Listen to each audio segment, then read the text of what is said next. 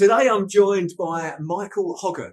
He's the co-owner and director of Modus Construction Consultants, which is an award-winning independent chartered quantity surveying practice. So welcome, Michael. Hi, Simon. Thanks for having me on. No, look, thank you for joining us, Michael. So, Michael, tell us a little bit more about Modus Construction Consultants. Yeah, sure. So, as it says in the name, we're a construction consultancy practice, predominantly based in Kent. We undertake quantity surveying, contract administration, employer's agent, and project management services throughout the whole of the southeast. We're based in Faversham in Kent, but have smaller offices in Redhill in Surrey and now in Victoria in London. And we work on ranges of projects from £100,000 up to 25, 30 million, and predominantly in healthcare, education, and residential sectors, but also dabbling a bit of everything really. So it's a great business to be part of. Brilliant, I love that. And look, well, if there's one particular project that stands out to you that you've worked on for whatever reason, which one would you say? I'm sure there's numerous, but if you had to pick one, what would it be, Michael? Yeah, that's a good question. I remember. I tend to remember the projects you remember the most are the ones that were the most difficult, to be honest. So the one that springs to mind is maybe 3 or 4 years ago we completed a scheme on the Wentworth estate in Surrey, which was a big one-off new build house with basements, swimming pools, and saunas and all that sort of stuff. So it was a very difficult scheme to manage, but we got through it, and we did a good job. It was just other parties involved that can cause a bit of friction, but in terms of what it looks like and what it achieved, it was great. So there's that side of things really is the ones that you remember. But I personally enjoy we work a lot with our local authority. So the local authority where I live, Thanet Council, we work with them for the last 5, 6, 7 years on their affordable housing schemes to help them build up their housing stocks for people in much need of housing. So again, more of a sort of social impact side of things. It's again, for different reasons, it's great to be involved with stuff like that as well. Yeah, great. Two ends of the spectrum there, isn't there? Wentworth Estate and yeah, absolutely, totally two ends of the spectrum. But you probably get more personal reward out of the stuff that gives better social value. So whether it's, as I say, affordable housing or school projects or hospital projects, that you feel that people get a direct benefit that isn't just financial. They're the ones that you kind of prefer to be working on from a social side. Yeah, they sort of resonate with you. Yeah, great. Look, thank you for sharing that. And so, what I like to do on these discussions is to go back to the beginning. So, I think I'm right in saying that you and your co-founder, I think Martin, is it the Martin? Yeah. Co-founder. You set this business up back in 2013, but before that, you had a number of different quantity surveying roles in various other companies. Why did you decide to set up your own business? Good question. I mean, if I can go all the way back slightly, so I was finishing my A levels at school in 2002, and knew for certain that I didn't want to go to university full time. My form tutor at the time passed me on a letter that said that there was a quantity surveying practice local to where I lived that were looking for an apprentice. And being one of the only students in the school that actually didn't want to go to university full time, it sort of fell on my lap. So I've got into the industry totally by chance, really. It was not anything I was specifically looking for, and to be honest, I didn't know what I wanted to do with my life at that stage. So I started that role in 2002 and met Martin. So myself and Martin have actually worked together since 2002. Wow. So first of all, we became very good friends. Had a lot of social days and nights and evenings together. And on top of that, we worked hard together and ended up kind of running parts of the business that we were both working for in terms of operationally and things. So we knew we could work well together. So anyway, I left that practice in 2008 and went and wanted to do the London thing for a bit. So left to go to London. and Martin stayed for a bit longer. And in 2013, he'd kind of had enough of where he was and started upon his own in his garage in his house, and had a really successful All first. the best businesses start in the garage, don't they? Yeah, absolutely. Yeah. And, he tells the story that he still used to sort of wake up and put his suit on in the morning to go through the garage door to get into the right mindset. So he had a successful first year and got back in contact with me in 2000 and late 2013 about, this is going somewhere. Would you be interested? And got ourselves back together and thought we'd do it properly, and so got our first office and rebranded and sort of started. But to be honest with you, it was the reason for setting up us on our own was just because we thought we could do things slightly better. There were ways of working in previous practices that we didn't particularly agree with. So I thought we could bring that, and then with the flavour of the fact that we were brought through, both of us as apprentices, actually that is something that we can offer as a business as well, and start to bring in our own talent. So I can't say there was a light bulb moment that made us think we should be doing this, but I'm sure there was conversations in the pub when we were younger about why don't we just go and do this on our own, and decided to give it a shot, knowing that if it didn't work, we could just go and get employed again. Really, so risk sort of profile was pretty low on it. And, that's often the way, and that's why I like to ask that question, because there's, some people when they were at school they wanted to be a business owner, and that's all they wanted. Other people just sort of fell into it some way. It might have even been through redundancy or a life change or something like that. So it's always interesting to find out. And okay, so you work with Martin, but you're also good friends. Yeah. How do you manage that relationship, the business side, business relationship versus the friend side of things? How do you manage that relationship?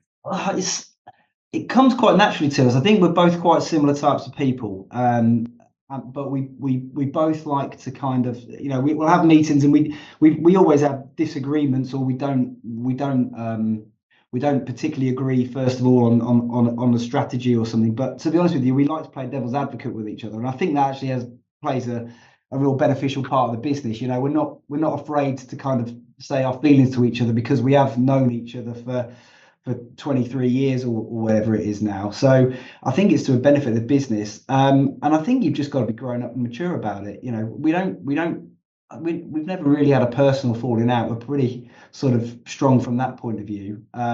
We probably don't get enough sort of social time together as much as we used to. It is now generally more conversations on the business side of things. But we do try and find a bit of time every now and then just to go out for a bite to eat, or catch up and talk about stuff outside of work, because work does become all consuming if you're not careful. And I think that's a really good point you make there, because when you set up a business with a friend, and it may as it does with you, it works, you've got a good relationship, etc. One of the downsides can be the social side of things, because you then find that when you go out socially, you end up talking about work rather than actually talking about the social things that you would normally talk about. So I think it's really important to allocate time to make a concerted effort, to be honest, to do that, and it has to be something in the front of your mind to go, actually, we're meeting up, but you know what, we're going to leave work to the side and talk about how your wife and kids and your holidays and all that sort of stuff are. I think it's important to make sure that you push that. And it reminds me of when so I work with my wife, and when we first set up the business and it was just us, we made a rule, and we said we can only talk about work when we're in the office. Yeah. If we're at home, or if we're out somewhere, we can't talk about work. So if we started talking about work, let's say we're in the kitchen, we either had to stop talking about work, or we had to physically walk to the office to carry on the conversation. Yeah. And generally you go, well, we're not going to bother walking to the office, so should we pick this up on Monday or tomorrow? So we had to set those boundaries, because otherwise, as you said, it engulfs your whole life. So I think that's a great share. Thank you very much for that. And thinking back to your time in business, so what's it been, nearly 12 years now, what's been the biggest challenge that you've faced? That's a good question. I mean, there's been plenty of challenges since 2014 in terms of the sort of the political world that we live in with Brexit and wars and COVID and all that sort of stuff. I couldn't put my finger.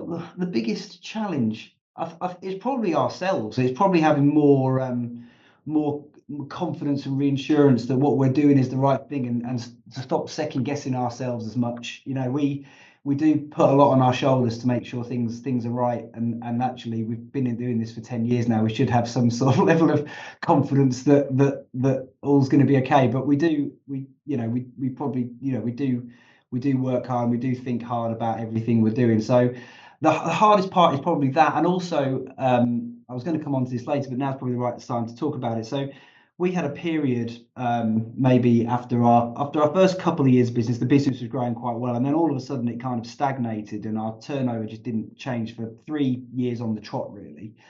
And what we found out and what we learned actually is that the only way we were going to grow is to actually remove ourselves slightly from day-to-day operations, and it goes back to what you were saying earlier, and I think this is quite true of it. A lot of construction industry type businesses is you're a professional in something, whether you're a surveyor or an architect or a builder or whatever, and then you kind of fall into this sort of business ownership role because you're good at your job.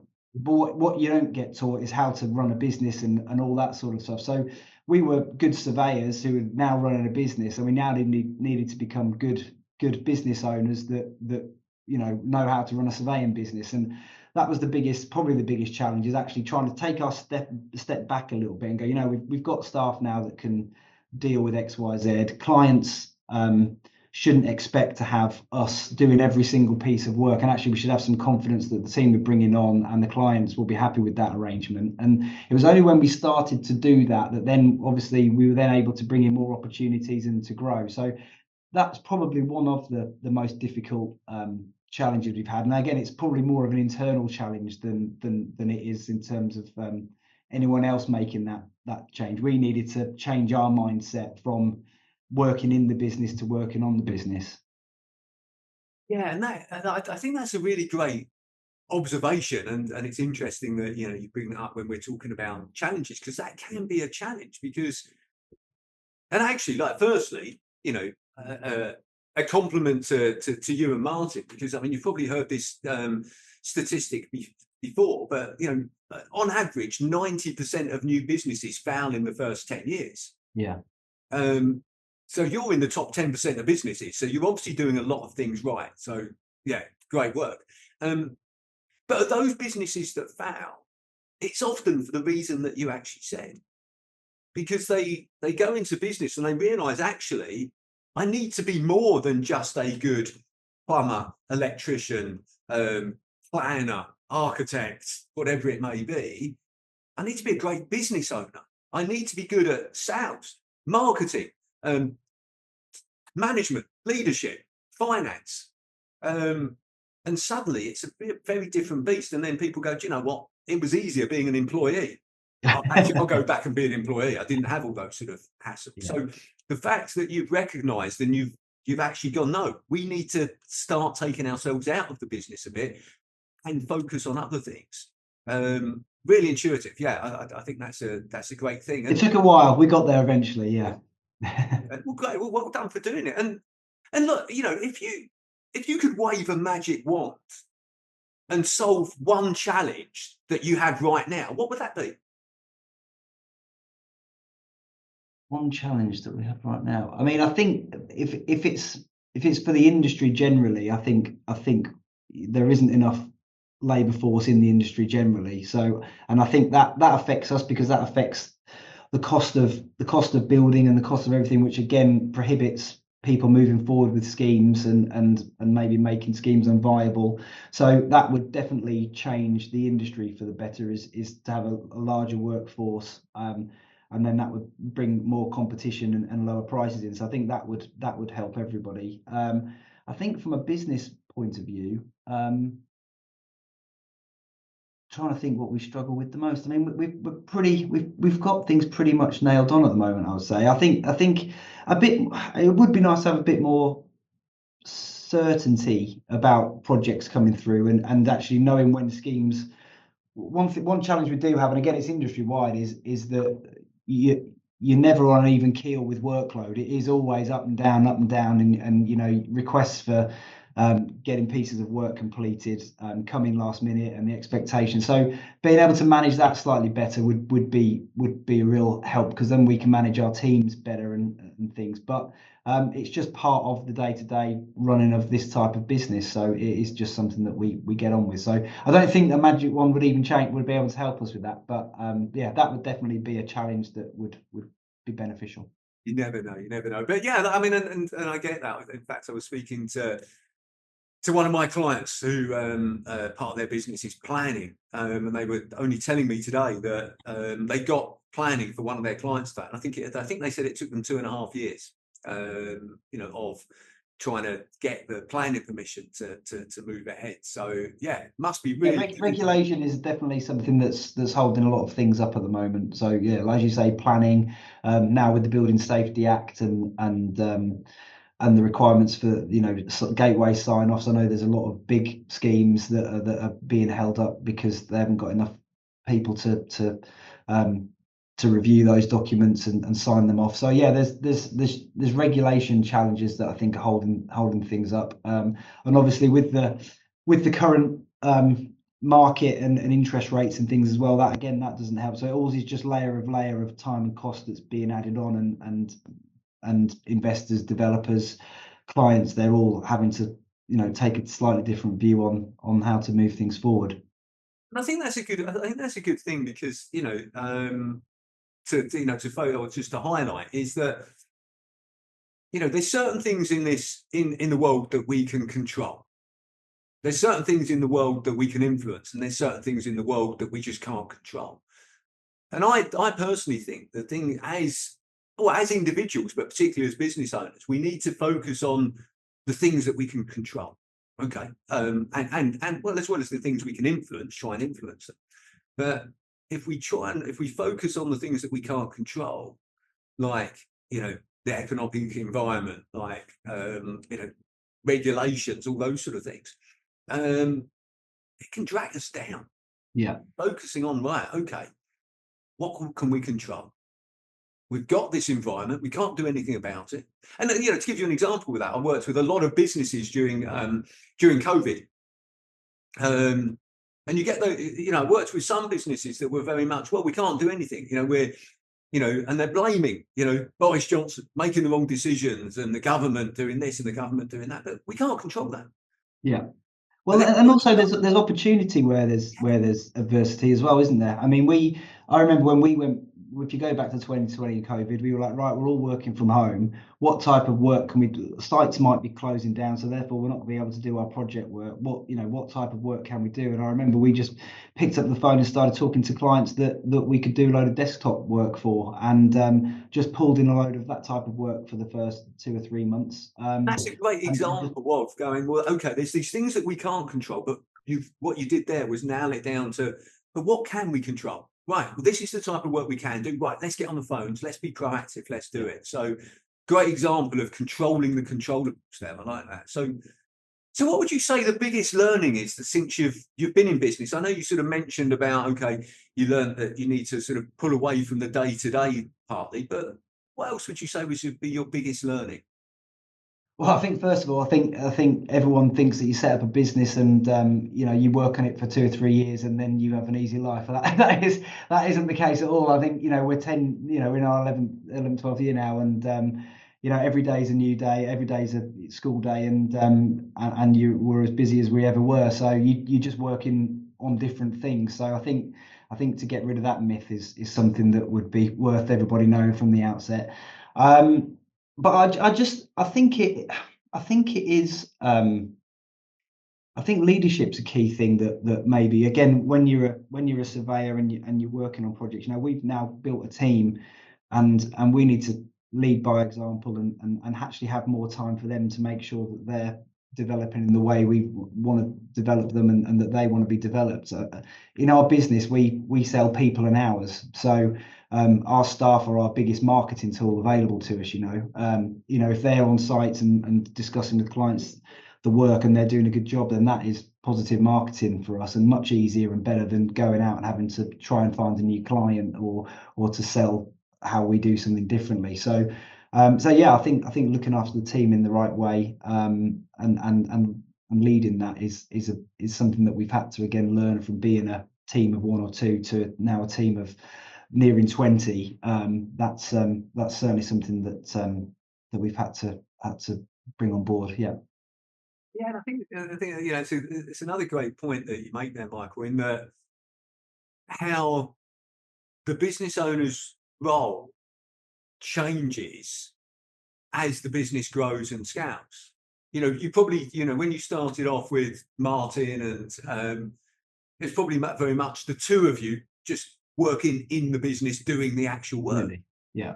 But actually, as the business grows, and you were saying you've got to step back, your role changes, or the business owner's role changes, to leadership, to management, to strategy, to human resources, to sales, to marketing, rather than actually doing the work. So yeah, I think that's a good point to highlight how the evolution of the business owner's role changes as the business scales and that's a total mindset change. It goes back to what I was saying at the beginning about you were a surveyor, you've been taught how to be a good surveyor, but actually you've not learned any of this business side of things.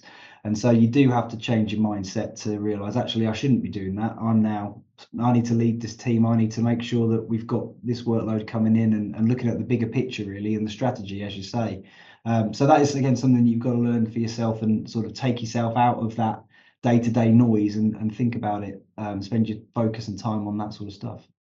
Which I think is very much the difference between being a solopreneur who just is like a one-man business, maybe one or two people, to a business that's scaled, and you said you're pretty much nearly at 20, because the solopreneur pretty much does everything.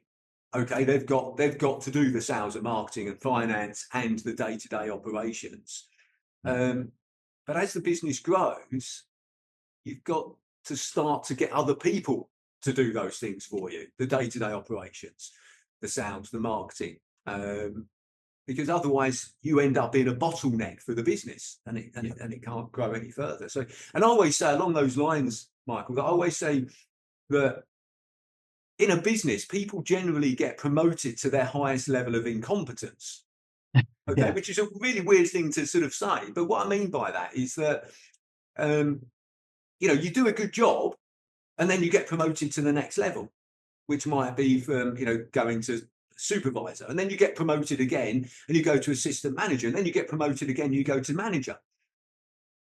But the time that when you get into a job that you're suddenly not that good at, you stop getting promoted, and then you end up staying in that job. You end up staying in a job that actually you're not that good at. So I think that links into what you were sort of saying, is actually saying, well, actually, to move on to that next level, to be that good leader, that good manager, what skills do I need to develop? Because they are skills. You're not automatically born a good leader or a good manager or a good salesperson. They're skills we've got to develop. The same. Yeah, and you make mistakes as you go through it as well, right? So you don't get it right on day one, but you've just got to think, well, actually, this is a learning curve. It's all, as long as you can correct it, or as long as next time you can look at it in a different way. I think that's quite important as well, to not be too hard on yourself and go, okay, well, we didn't get this right this time, but we're going to learn from it and take it to the next, the next time we have the same issue or the same thing going on, we're going to learn from that and move forward in a different way. Great point. Yeah, great point. Learn from those mistakes and move forward. And hopefully the mistakes aren't too large. That's the key. You got to, if it's small, if you make some small mistakes, then you can correct them without anyone knowing differently. Yeah, absolutely. And as you say, as long as you learn from them, if you make it a second time, then that starts to be a problem. But yeah, what is it? Is it they say? I think Stephen Bartlett says, fail faster than anyone else. Yeah. Because if you fail faster than anyone else, you're learning quicker than anyone else. Absolutely. So I think, which is a great way of thinking. Yeah, you certainly learn from failure and adversity more than you do when everything goes right. That's for sure. Yeah, I think that's a great point to highlight. Yeah, and look, there's one question I like to ask everybody that's kind enough to join me for this discussion, which is this, Michael. Um, what is the best advice that you would give to an 18-year-old you? So if you could go back and speak to yourself when you're 18, what would you say to yourself? It's a good question. I think everything's panned out pretty well for me in terms of, I do, I am lucky that the way that things have gone have worked well. Things could have been different. So I don't think I'd want to change too much. I do think the one thing I'd say is not to be too hard on myself. I think that is something that I constantly am, and that maybe leads to maybe missing out on certain opportunities, or not taking an opportunity that does arise because you come from a place of negativity or pessimism rather than an opportunity and confidence. So I'd probably try and dig that into myself a little bit more to maybe, I'm not saying things are going really well at Modus and as we are, but there's maybe some opportunities we could have looked at slightly differently and actually grown a bit quicker, or got into a few different markets in different ways. So yeah, I think maybe I'd try and tell myself not to be too hard and actually take every opportunity that comes and see what comes of it. But I wouldn't want to. Yeah, I'm pretty happy with how life's going and what we've achieved so far. So I wouldn't want to change too much to disturb that. Well, I think that's a fair point. Yeah, it's yeah, giving yourself reassurance. Like, so I think what I picked up from that is that actually, if you could go back and say to your 18-year-old self, it's like, carry on doing what you're doing. I think so. Yeah, Yeah. you're doing a good job. Let's carry on doing it. But yeah, if there was anything, it'd be, yeah, don't be so hard on yourself. I like it. Yeah, definitely. And if I was talking to another 18-year-old, I'd tell them just to grab any opportunity that comes their way by the horns, because you don't know where it it doesn't where it, you know where it leads you. Um, and yeah, always, work and careers and business is all about relationships with people. So again, keep good relationships with people. You don't know where they lead. Anything could be a jigsaw puzzle piece in a year, 10, 20 years time. They all fit together eventually at some point. So yeah, don't burn any bridges with people either. So I think it's another point to Yeah, that. great shares. I like that. Yeah, absolutely. Well, look, Michael, I really appreciate you taking the time to speak to me today, and also sharing more about your business, but also your journey as well. So thank you very much. Appreciate it, Simon. Thanks for having me.